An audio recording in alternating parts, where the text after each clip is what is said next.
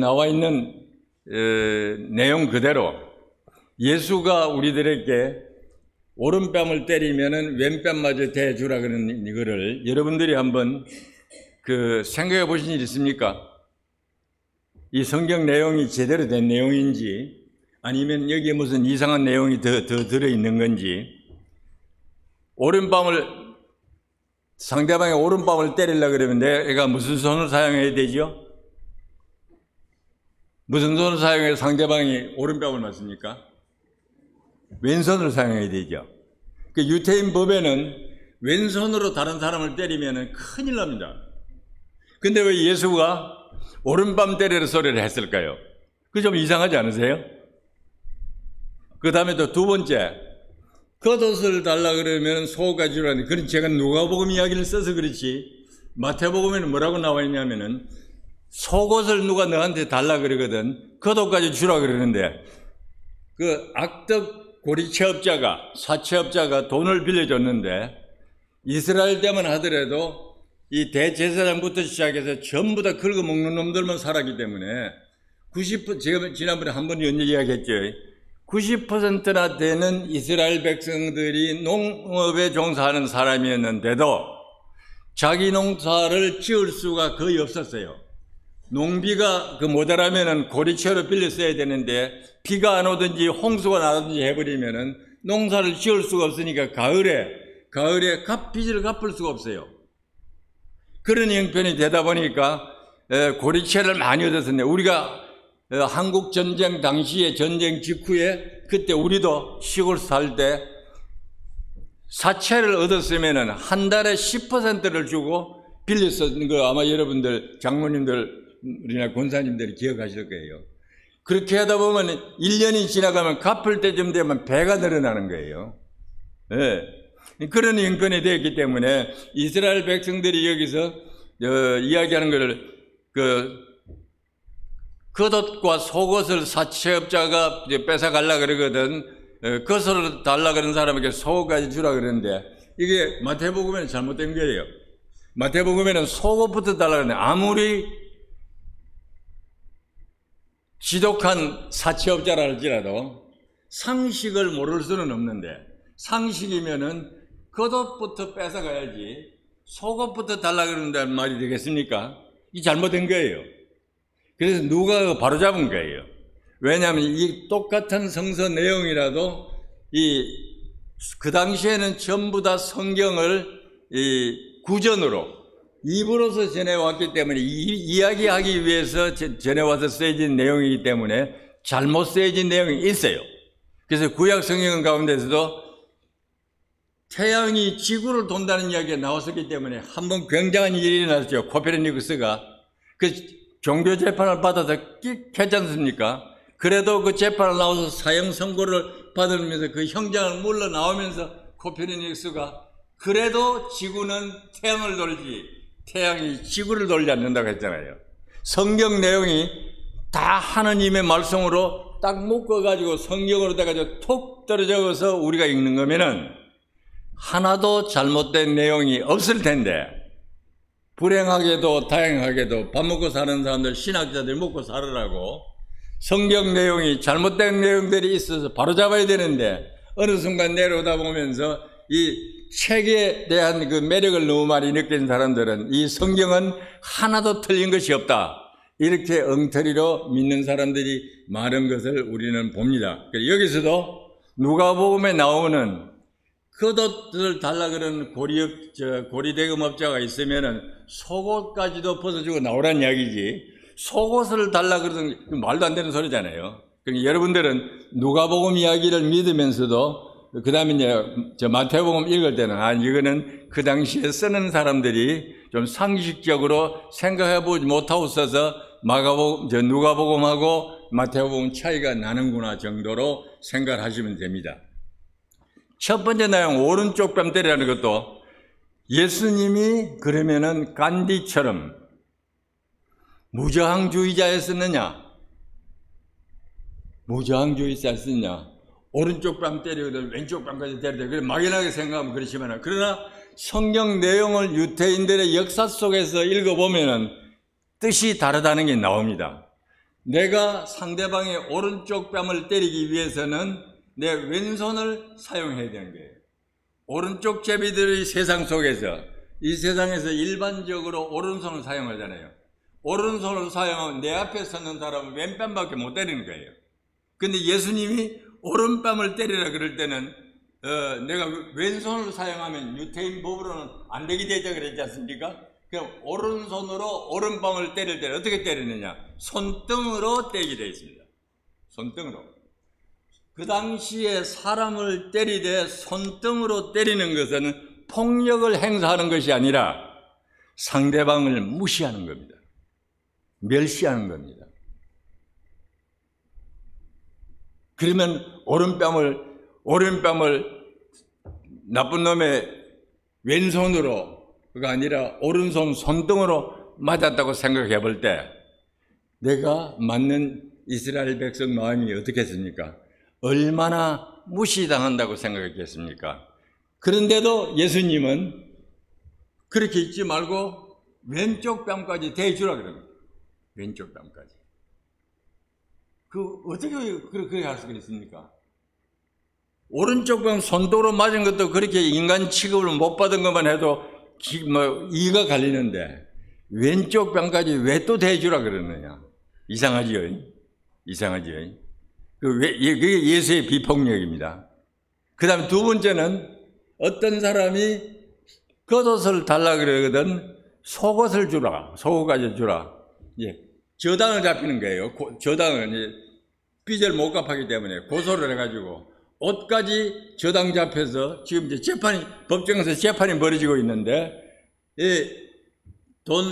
빚을 준 사람이 뭐라 그러는 게 아니라 저 사람이 빚을 안 갚고 갚을 수 있는 능력도 없고 갚을 가능성도 안 보이기 때문에 겉옷까지도 차압을 합니다.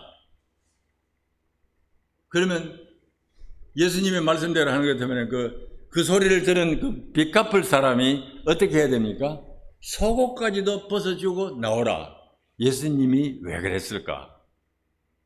이렇게 우리가 성서를 접근하지 않으면 예수님의 마음을 우리가 도무지 알 길이 없습니다. 세 번째로, 계속해서 나오는 이야기 있죠. 어떤 사람이 너희를, 여기는 어떤 사람 아니에요. 여기에 나와 있는 것은 단순하게 어떤 사람이 너에게 오리를 가자고 하거든, 뭐라고요? 오리를 더 보태서 십리를 가라.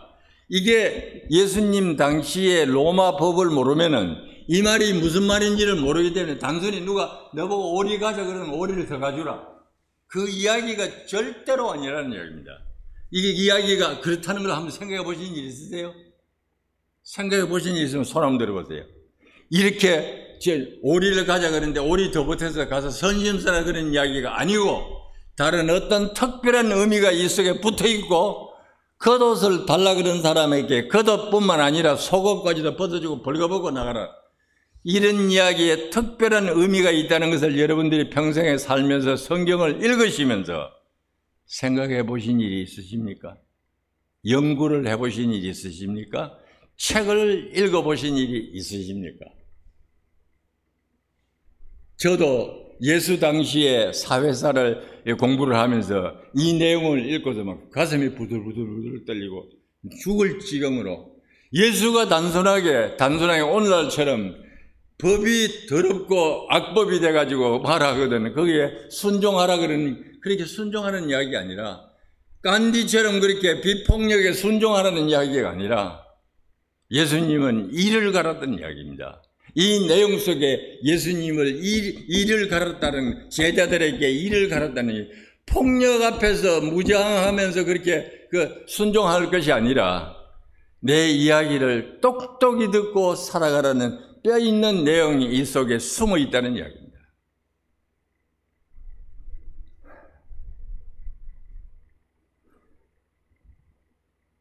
오른뺨을 맞았을 때 사람 취급을 못 받는 손 뒷등으로 오른뺨을 맞았을 때 그 사람이 그렇게 분노를 할 때 그 다음에 왼뺨마저 돌려댈 때 그 심정이 어떻겠습니까? 어떤 심정으로 그런 걸 할 수가 있겠습니까? 야, 이놈, 나는 지금 비록 로마 식민지 속에서 우리 옛날에 외정시대 생각해보면 딱 딱 이해가 잘 됩니다. 외놈들 너희가 지금 우리를 별의별 일을 다해서 우리를 수탈해 가지만은, 그래서 우리가 여기서 정말로 먹을 것도 없이 땅도 다 뺏기고 이름까지도 뺏기고 다 하지만은, 그러나 네가 나를 지금 주먹으로 친 게 아니라 나를 멸시했는데 그 멸시가 나에게는 통하지 않는다. 언젠가는 우리가 독립하기 때문에, 언젠가는 우리가 독립해서 너희를 우리가 사람 취급을 하지 않는 너희를 우리가 대등하게 볼 수 있는 독립의 날이 올 수 있기 때문에, 그러면서 오른뺨을 치는 사람에게 왼뺨마저도 돌려대라. 그렇죠? 그냥 이야기가 아니에요. 그냥 오른뺨 치게 되면 왼뺨 때려주고 시키는 대로 굽실굽실 법 앞에서 묵을중처럼 그렇게 살라는 이야기가 아니란 거가 하나가 드러난 겁니다. 두 번째, 겉옷을 달라 그러는 사람에게 속옷을 주라. 빚에 저당 잡혀가지고 겉옷까지도 뺏기는 그와 같은 법정에 섰을 때 사람 앞에서 양쪽에 방청객이 있고 판사가 있고 검사가 있고, 요즘 버전으로 우리가 변경을 시켜보면 많은 사람들이 있는 앞에서 그 채권자는 나한테서 경제적인 채무만 받아가려고 하는 게 아니라 인격적으로 나를 모독하고 멸시하기 때문에, 그걸 내가 받아들이지 않는 가장 중요한 방법은, 나도 비록 너에게 이렇게 눌려서 살지만은 내게도 자존심은 있다. 그런 의미로, 그래, 좋다. 이왕 빼앗긴 겉옷이니까 겉옷뿐만 아니라 속옷까지도 다 벗어줄 테니까, 그래, 내가 막 너에게 정말로 속옷까지 다 벗어주고 나면 내 놈이 나한테서 탈취해 갈 수 있는 거는 내 몸뚱아리 말고는 다 가지고 왔지 않느냐. 더 이상 뭘 바라느냐. 그래도 나는 너에게는 정말로 순종하고 싶고 엎드리고 싶은 생각은 하나도 없다. 두 번째지요. 세 번째,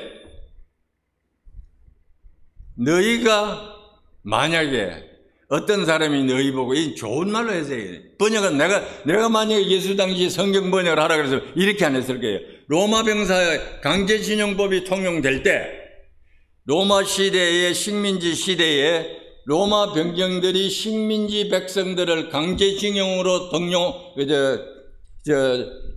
데리고 갈 수 있을 때, 그때 로마 병정이 할 수 있는 권한은 식민지 백성을 오리까지 1.6kg까지를 부역으로 동원하기로 그 법으로 만들어 놨던 겁니다.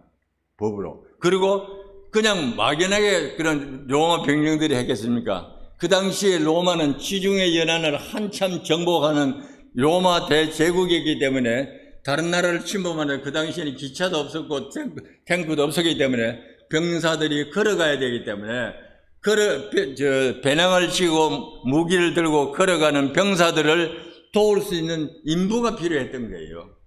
그 인부를 식민지 백성들을 등용을 했는데, 그럴 때 법으로 정해서 식민지 백성, 이스라엘 백성들은 누구라도 로마 병정이 징용에 강제 노동에 차출을 해가지고 뽑혀서 가면 무조건 반항하지 말고 오리는 1.6kg는 그대로 따라가야 된다. 그러니까 배낭은 어느 정도 됐었냐면 한 2.6kg 내지 3.8kg 정도 됐었는데, 그 배낭 무게를 정할 때 아이고 이스라엘 백성들이 지고 가면서 이거는 힘들겠다 그렇게 생각한 게 아니라, 이놈들이 지고 가다가 나중에 병든 사람도 있을 거고 여러 가지 불평하는 사람도 있어서 불평이 많이 나오지 않을 정도의 무게를 해보니까, 보통 사람들 우리 배낭 등산할 때 배낭 재워서 알잖아요. 25kg 정도 되는 정도 같으면 그렇게 무겁지 않기 때문에 반항하지 않을 정도의 무게를 정해 놓은 게 바로 26kg에서 28kg 그 사이였던 거예요. 적당하게 이스라엘 백성들이 로마 병사들의 짐을 지고 오리를 가게 했을 경우에, 예수가 제자들에게 하는 이야기입니다. 그런 억울한 일을 당해서 할지라도 나라가 망했으니 어떻게 할 거냐. 그러니까 너희는 다시 오리를 갔으면 1.6kg 지점에서 배낭을 벗어주면서 로마 병사한테 내 일은 다 끝났으니까 빨리 이거 가지고 가시고 하고 서는 게 아니라, 병사를 불러놓고 병사님 얼마나 수고가 많으십니까? 이 대서양 지구를 전부 다 잡으시려니까. 그러니까 제가 5kg를 더 들여다 드리지요. 그 이야기를 하라는 이야기입니다. 거기에 무슨 뜻이 단순하게 그렇게 손심세라는 이야기입니까? 아닙니다. 너희는 지금 세상을 잘 만나가지고 군사력이 강해서 시중의 연안을 전부 다 너희 나라가 침범을 해서 로마 제국을 만들고 있지만은 우리는 약한 백성에 대해서 너희들의 강제 노역에 동원될 수밖에 없는 형편이지만 우리가 너희들의 짐을 들어준다고 해가지고 우리의 자존심이나 우리의 신앙이나 종교마저도 너희들에게 빼앗기는 것은 아니야. 그러니까 지정도 짐을 지고 1.6kg 가는 이 정도거든 끄떡도 하지 않으니까 내가 다시 1.6kg를 더 감아 하는 생각으로 이 병사 앞에서 그걸 했을 때 그 표정에는 나타낼 수가 없잖아요. 그 이야기를 했다가는 큰일 날 거니까. 그럴 때 이 로마 병사가 이 이스라엘 사람들 유태인을 보는 심정이 어땠을까? 이놈 미친놈 아니냐? 다른 사람들은 오리를 가면 오리가 되기 전에 빨리 짐을 벗어주고 가려고 도망가는 놈도 있고 전환하는 마지막 정점에 오면 짐을 빨리 주고 가려고 막 화장실에 간다는 별의별 소리를 다 하는데 이 친구는 서도 일대 연설을 하는 이놈이 무슨 일인가? 이게 정신이 이상한가? 아니면은 로마 제국에 반항하는 건가? 나한테 반항하는 건가? 별의별 소리를 다 하는 겁니다. 생각을 다 해보는 겁니다. 예수님이 그런데 뭐 때문에 왜 이런 일을 하라고 시켰을까요? 오늘날도 우리가 정세가 바뀔 때마다 일본이 우리를 식민지로 만들 때는 일본에 붙어서 살고 중국이 우리나라를 지배할 때는 중국에 붙어서 살고 미국이 우리나라를 지배할 때는 미국에 붙어서 살면 되는데 예수는 그렇게 살지 말라는 이야기입니다. 고생이 되더라도 그렇게 살지 말라는 이야기입니다. 고생이 되더라도.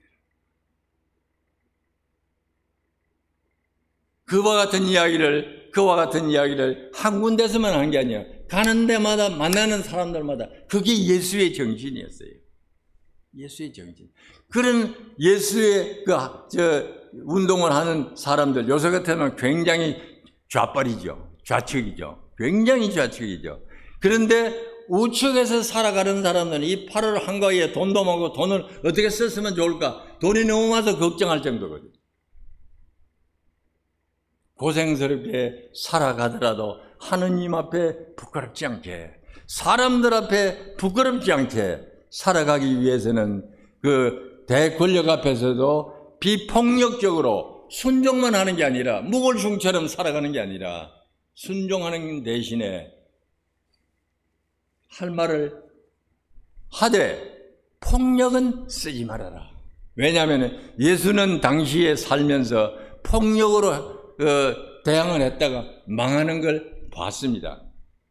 예수님 당시에 헤롯 아켈라우스가 분봉왕이 되어서 이제 로마 제국에서 다스리기 시작했을 때 이스라엘 백성들이 봉길에서 일어나가지고 폭력으로 저항해서 일어나서 헤롯 대왕이 했을 때 잘못을 당신의 아버지가 한 짓이 아니냐? 아버지가 잘못했던 그것을 당신이 고치시오. 요즘 말하면 박근혜 정부 때, 이명박 정부 때 잘못했던 거, 문재인 정부 때 잘못했던 거 고치시오 하는 이야기를 하니까 총독 빌라도가 내가 그 말을 들을 테니까 그러면은 너희가 앞으로 다 나오라고 원형 경기장으로 폭동을 일으키는 이스라엘 백성들을 유태인들을 전부 다 한 군데 모아놓고는 군인들 로마 병력을 3,000명이나 18,000명이나 동원해가지고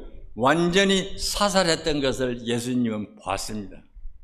그렇게 해서 어설프게 폭력으로 대항하다가 맞아 죽지 말고 기회가 올 때까지 힘을 저축하면서 기다리면서 그 대신은 무조건 무골중처럼 권력에 순응하지 말고 반항은 하되 비폭력적으로 저항을 하는 이야기를 예수님은 이렇게 한 가지 이야기뿐만 아니라 두 가지, 세 가지 계속 십자가에 달릴 때까지 계속 같은 보폭으로 이스라엘 백성들을 경계했습니다. 교육시켰습니다.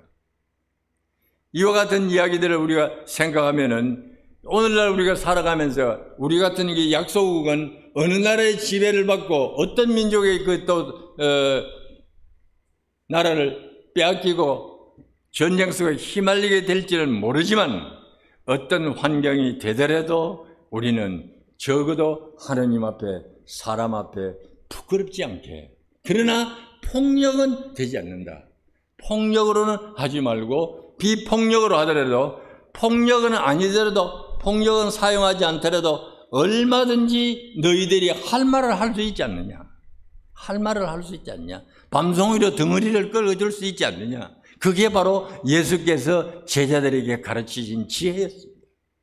우리가 성경을 읽으면서 이런 내용들을 제대로 파악하고 이런 내용들을 우리가 삶에 옮기려고 하지 아니할 때 우리는 썬데이 워시퍼, 일요일 날만 나와서 절에 가서 불공 들고 나오면서 나오는 그 불교인들이 도루묵이 되듯이 우리는 10년을 예배당을 다녔든지 50년을 다녔든지 연수에 관계없이 예수와는 관계없는 사람이 되어간다는 이야기입니다. 그렇게 하기 위해서는 우리가 성경 속에 나와 있는 이야기들의 내용이 무엇인지를 알아야 될 텐데 아는 소리를 듣기가 힘드는 세상이 되었습니다. 왜냐하면 사람들한테 듣기 싫은 소리라면 예배당에 안 나오니까. 그러나 예수님은 그러지 않았습니다. 아주 정말로 두루뭉술하게 이야기하는 것 같았지만은 예수님은 할 말씀을 다 하셨습니다. 그것이 무엇이었냐면 비폭력적인 방법입니다. 비폭력적으로 폭력을 쓰는 것보다 더 큰 효과를 일으킬 수 있을 만큼 효과를 기대하면서 예수님은 33년 동안 꾸준히 사람들에게 폭력은 쓰지 않되 불의와는 타협하지 말아라. 이와 같은 내용을 우리가 잘 알지 못하면은 비폭력을 사용하는 사람들을 향해서 우리는 무슨 이야기를 할 수가 있으면 그 비폭력 사용해가지고 무슨 효과가 있겠느냐? 그 다음에 몇 사람 안 되는 사람들이 거리에 나오고 뭐 한다 뜯는다고 해서 소용이 있겠느냐? 아닙니다.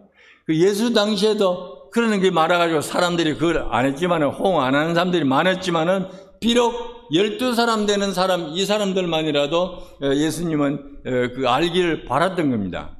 근데 이제 예수가 봤던 거는 그 당시에 이제 또 실패를 했던 군중들만 본 게 아니라 실패하지 않았던 비폭력적인 저항을 예수님은 봤었습니다. AD 26년경, 그러니까 예수님이 살아있을 때입니다. 예수님이 살아있을 때에 그 총독 빌라도가 그 밤사이에 모르게 그 로마 병정들한테 그 사용할 군기를 가지고 들어오면서 군기에 뭐가 들어있었냐면은 로마 황제의 반신상이 흉상이 그려지는 군기를 가지고 들어와서 이스라엘에다가 그 군기를 걸어놓고 숭배하라 그랬던 거예요. 그걸 밤에 살짝 가져왔는데 이스라엘 백성들이 보니까 우리가 군기를 들고 숭배하고 찬양해야 될 건 누구죠? 하느님인데 로마 황제의 그 흉상이 그려진 그 군기를 들고 와서 우리 보고 숭배하라 그러니까 이스라엘 백성들이 가만히 있겠습니까? 그게 예루살렘으로 들어왔는데 총독이었던 빌라도가 보통 때는 예루살렘에 거하지 않는 거예요. 6월절이나 대명절이 될 때만 우리 같으면 서울로 올라오고 그 총독의 집인 대구 같은 데서 대구에서 머물고 있었던 거예요. 근데 이스라엘 백성들이 흉기를 그러니까 로마 황제를 새겨진 군기를 밤에 갖다가 예루살렘 국방부에다 떠 걸어놓은 걸 보고는 예루살렘 백성들이 가만히 있겠습니까? 막 일어났는데 예루살렘에서 일어난 게 아니라 예루살렘에는 총독 빌라도가 거기 없어요. 어디 있다 그랬죠? 대구에 있다 그랬죠. 예. 사람들이 그때는 전철도 없었을 거예요. 막 걸어갔든지 어쨌든지 되고 나면 손 좀 치더라도 걸어서 며칠을 걸어서 가이사라까지 총독 고향까지 찾아갔어요. 이스라엘 백성들이 찾아가가지고 수천 명이 거기에서 절대로 우리나라에서는 군기를, 하나님의 군기 말고는 로마 황제의 군기를 세울 수가 없다. 5일을 금식을 했어요. 그 닌게르 주사도 안 맞은 거예요. 예, 물도 안 마시고 5일 밤낮을 그렇게 하니까 이제 빌라도가 또 겁이 난 거예요. 그러면은 내가 너희들 이야기를 들어줄 거니까 원형 경기장으로 다 나오라고. 그러니까 이제 이 사람들이 됐다, 드디어 우리 같으면 이제 우리의 기도가 이루어졌구나 하고 원형 경기장으로 수천 명이 나갔어요. 나간과 동시에 빌라도가 군인들을 동원해가지고 세겹으로 둘러쌌습니다. 세겹으로 둘러싸니까 방아쇠만 당기면, 몽둥이만 던지면 가는 거지요. 그런데 어떻게 됐을까요? 빌라도가 이거 안 되겠구나. 이 많은 사람들을 예루살렘도 아니고 가이사랴에서 죽였다가는 로마에서 나를 이거 할 건데. 그래서 빌라도가 그 당시에 손을 들었습니다. 그래서 예수는 그걸 또 봤어요. 폭력으로 했을 때는 졌지만 비폭력으로 하니까 하느님이 도와주신다.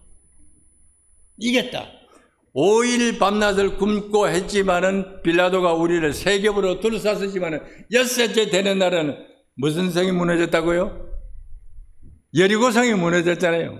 여리고성이 무너지는 것처럼 빌라도가 항복을 해버린 겁니다.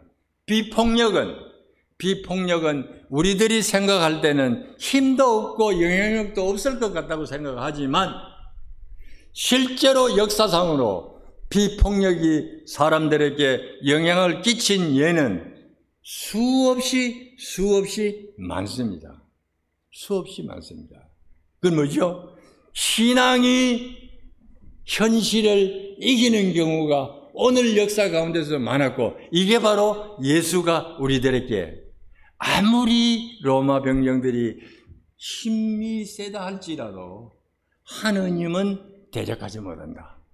하느님은 대적하지 못한다. 그 진리는 예수님 당시뿐만 아니라 오늘도 그와 같은 일이 통하는데, 과연 우리 그리스도인들이 그런 신앙을 가지고 사는 사람이 얼마나 될까요?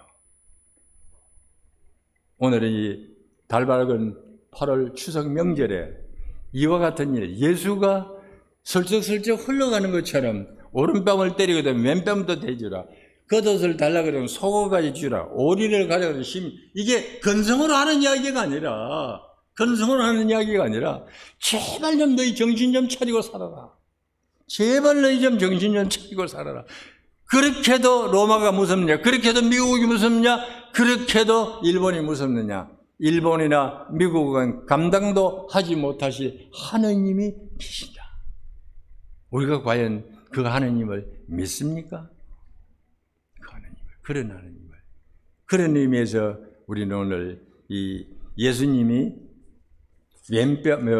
오른뺨을 치는 자에게는 왼뺨까지도 돌려대고, 겉옷을 달라 그런 사람에게는 속옷까지도 내어주고, 오리를 가자는 병정에게는 심리도 가되, 너희가 가장 두려워해야 될 것은 하느님은 너희와 함께 하신다는 것을 생각해야 한다는 것을 우리가 한번 생각해 보시기를 바랍니다. 고맙습니다.